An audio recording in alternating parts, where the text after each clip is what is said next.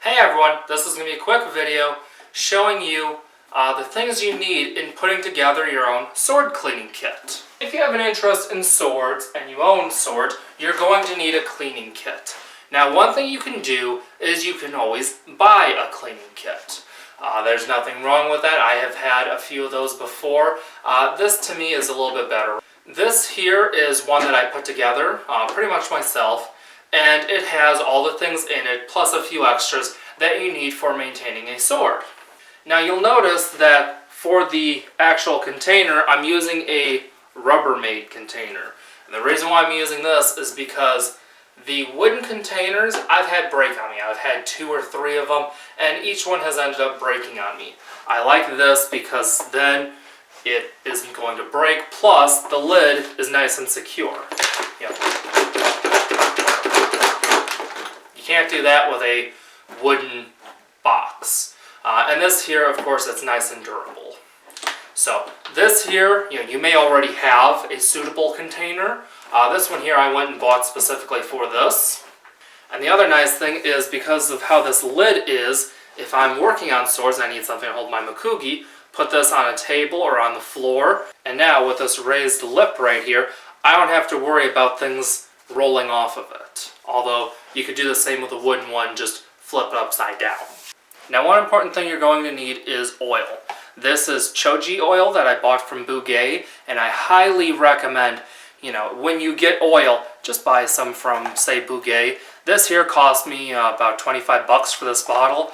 As you can see, it's rather low, but I gave a lot of this away to people who needed it. And I've had this one here for over 5 years. So if you don't give it away, it'll last you probably closer to 10 years, so, just buy some Choji oil. That's what I recommend. Of course, if you've already had some Choji oil, you can just put that in your kit, doesn't really matter.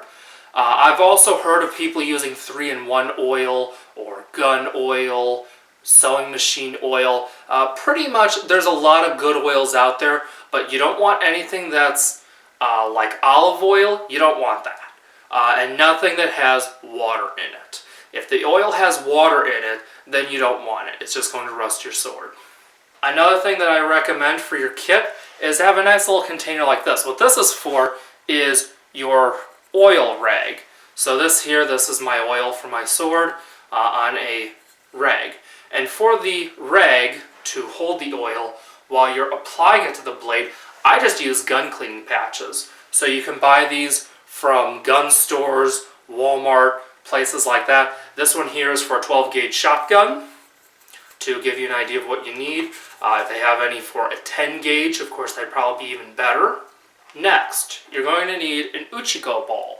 Now this here is a powder that's in the ball. You tap it on the blade, and then you will take rice paper, or I will show you what I use instead of rice paper, to wipe it off. It helps to get all the oil off. Plus it's a very fine abrasive, so this can also help get stains off of a sword blade. Now this right here is washi, which is Japanese rice paper. It's a very soft kind of paper. This here is what I use. All this is Kleenex, pretty much. That's all this is. So of course this is pretty cheap. If you have some around the house, just grab a few and put it right in your sword cleaning kit.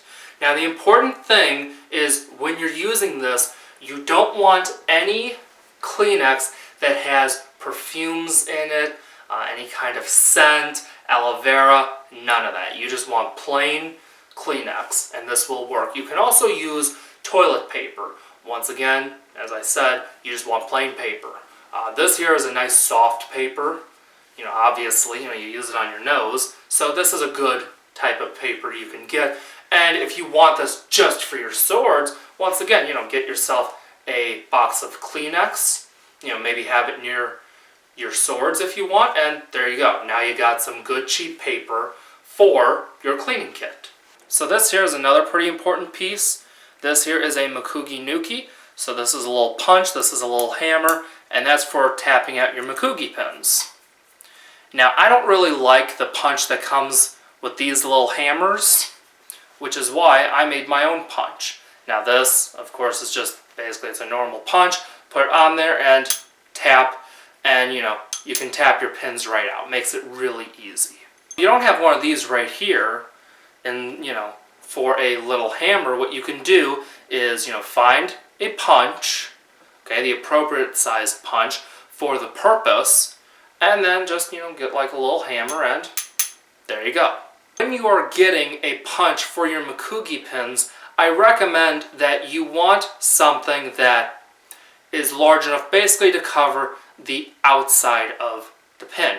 Reason being is because with these type, I found that because they're so small, you can actually damage pins. So if it covers over the entire pin, then you'll be pretty much good to go. Here's a Makugi, as you can see, and this is what I mean. So pretty much, it's a little bit smaller, which you're going to need, obviously, but as you can see, it's not a lot smaller. And when compared to this right here, you can see how much smaller this here is. So like I said, I don't really like these little things. So what I do with mine is I just leave it right in there, twist it in there tight so it doesn't come out, although I could still get this out if I need to. And then I just use the punch and this. Since the punch is just going to be for pounding out some bamboo pins, it doesn't really need to be something that's hardened at the tip. That, of course, it won't hurt if it is, but this one here is brass. You could use, I suppose, a horn one, Delrin, whatever you want. It doesn't really matter as long as it doesn't bend easily. And as you can see, this doesn't bend easily. So we're almost at the end of what we need. Some of these things are just nice to have types of things, like this right here. This is just pretty much, it's a piece of rattan. And what I find this is useful for is when you are disassembling your sword, you can put this on the outside of the scuff towards the end. As I said, Tsuba on the floor, this here goes right there, then it won't want to move on you as much. Now, of course, you don't have to have this right here. It's just, for me, depending on the sword that I'm taking apart, it's something nice to have.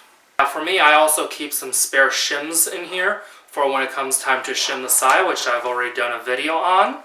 And I also keep some spare Makugi pins. I also keep this in here, which is a little ceramic sharpener, although I don't use this that often, so it doesn't really get a lot of use. Do not skimp on your sword cleaning kit, because an important thing to remember is this. This is what is, the contents of this is what is helping care for swords. So, with a good cleaning kit, proper care, a sword can last a lifetime or longer. So, as I said, don't go cheap. Some of these things in here, like the Kleenex, it doesn't really matter. It will work. But like, say with the oil, make sure to get some good oil. That's why for me, I just get Choji oil. But as I said, 3-in-1 oil can work, gun oil can work. I've even heard of motor oil being used. Although I've never done that. I've never used a 3-in-1 oil either. But I hope this gives you a little bit of insight into, caring for swords. Definitely something that you should take seriously if you plan on being a practitioner or a collector of swords. Definitely take care of your swords. That way they last. There's nothing worse than investing in a sword just for it not to last because you didn't take good care of it.